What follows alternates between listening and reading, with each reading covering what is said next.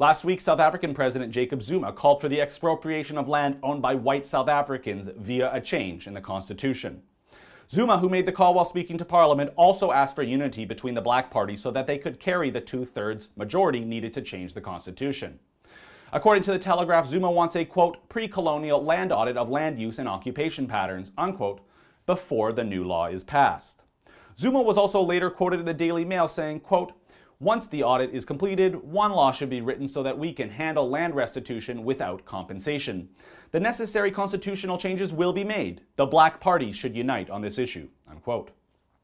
The governing party of which Zuma belongs to is the African National Congress, or ANC, and they are reeling after losing control of major cities like Johannesburg, Pretoria, and Port Elizabeth in the most recent round of local elections last August, and they lost them to the modern, multiracial, and pluralistic Democratic Alliance. On top of that, President Zuma has been embroiled in scandal after scandal since coming to power in 2009. Frankly, I don't think there is a more corrupt politician in the world than Mr. Zuma, and his party is facing their first real test after being the sole party to control the country since the end of apartheid in 1994. But the ANC has support for the idea of land expropriation from the far-left economic freedom fighters, who are essentially black nationalists and communists, and whose leader Julius Malema was also quoted in the Telegraph last week after he told Parliament, quote, people of South Africa, where you see a beautiful land, take it. It belongs to you. This, as Malema has been traveling around the country urging people to take back the land from, quote, Dutch thugs. While I will note that not all whites in South Africa are of Dutch ancestry, there is a small group that represents the Afrikaner minority. The Boer Afrikaner Volksraad, who claim to have 40,000 members, were also quoted in the Telegraph. Their leader, Andries Breitenbach, quote, we are ready to fight back. We need urgent mediation between us and the government. If this starts, it will turn into a racial war, which we want to prevent, unquote. As you can see, racial tensions are at a high point in South Africa as of last week. But thankfully, I don't think we'll see any conflict just yet. Hopefully never. That's because after all this happened, the ANC caucus in Parliament voted down a proposal from Malema's EFF to join forces on the issue of land expropriation, mostly because the ANC caucus didn't want to be seen as led on this issue by the EFF, who only control 25 out of the 400 seats in Parliament, compared to the ANC, who control 249 seats. This was to the dismay of President Zuma, who publicly reprimanded his caucus. All of this is eerily similar to what was happening in Zimbabwe about 15 years ago now, where President Robert Mugabe began his government's form of land reform, which saw thousands and thousands of white farmers flee their farms as the land was taken from them.